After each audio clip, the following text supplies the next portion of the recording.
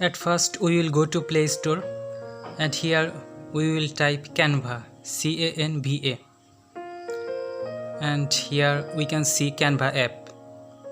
I installed it before, so it appear, and let's open it, and you can see the Canva app. It's opening. There are plenty of attractive Canva templates, and you can see that. If we move to right side, we can find more and more. This is a huge collection. If we tap plus icon, we can create new size as our wish.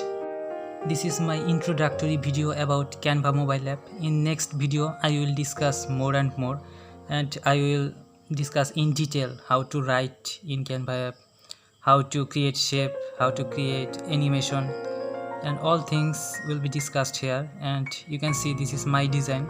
I made this with Canva app, and this is super easy, super cool. Canva app is really amazing. So subscribe my channel and keep watching Canva tutorials.